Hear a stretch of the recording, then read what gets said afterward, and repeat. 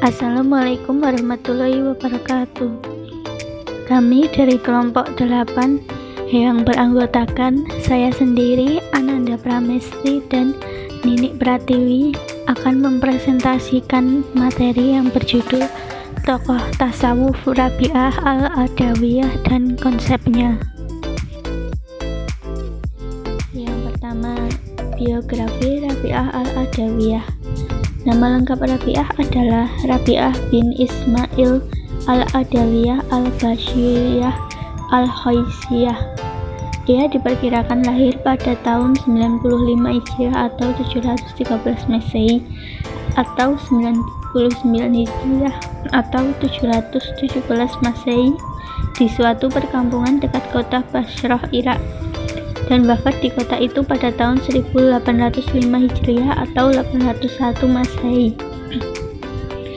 Tidak ada bukti otentik yang dapat menjelaskan waktu kelahirannya secara pasti.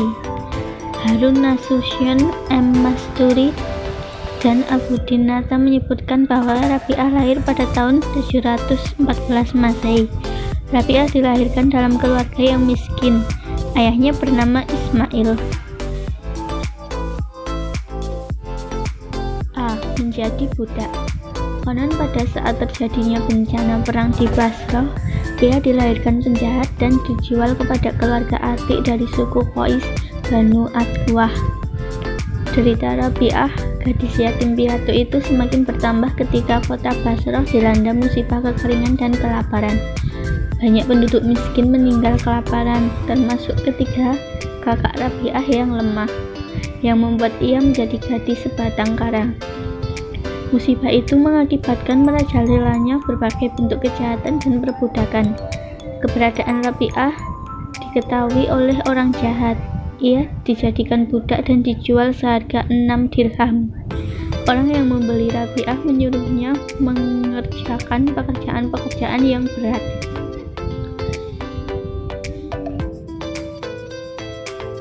B. Setelah merdeka.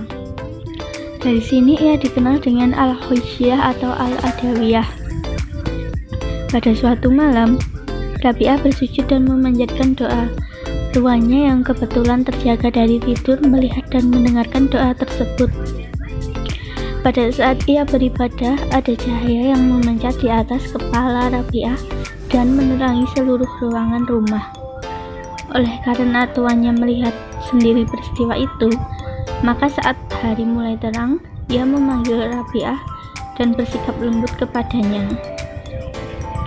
Rabi'ah dibebaskan dan diizinkan pergi untuk meninggalkannya. Setelah dimerdekakan tuannya, Rabi'ah hidup menyendiri, menjalani kehidupan sebagai seorang zahidah dan sufiyah.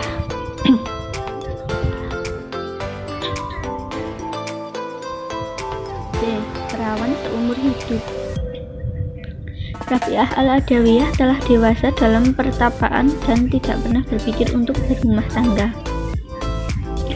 Bahkan akhirnya memilih hidup zuhud, menyendiri, beribadah kepada Allah Subhanahu wa Ta'ala. Ia tak pernah menikah karena tak ingin perjalanannya menuju Tuhan mendapatkan rintangan.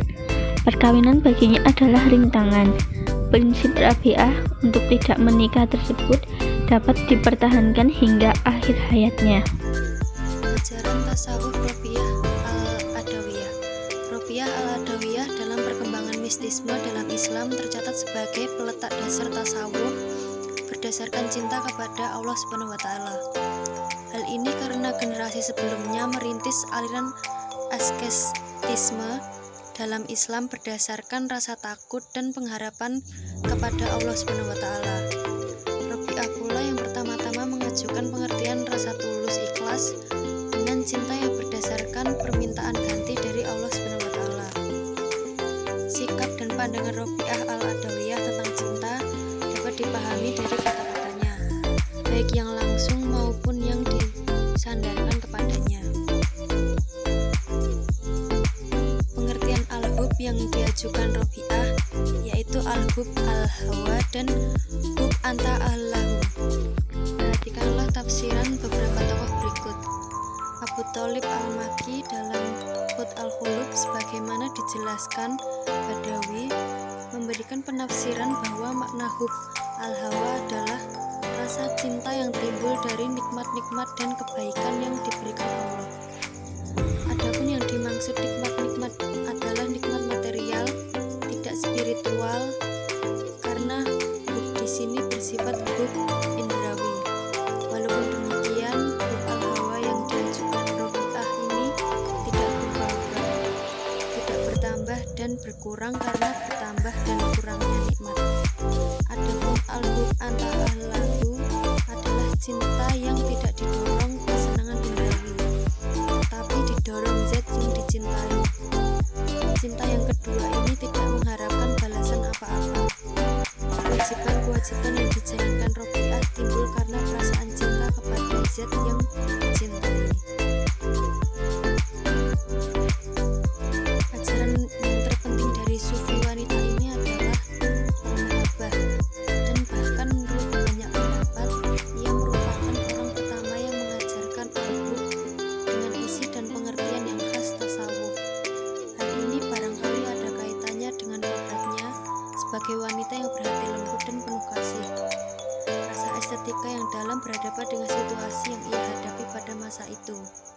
Cinta murni kepada Tuhan merupakan puncak ajarannya dalam tasawuf yang pada umumnya dituangkan melalui syair-syair dan kalimat-kalimat puitis. Sekian dari kelompok kami. Apabila ada kekurangan, kami mohon maaf yang sebesar-besarnya. Wassalamualaikum warahmatullahi wabarakatuh.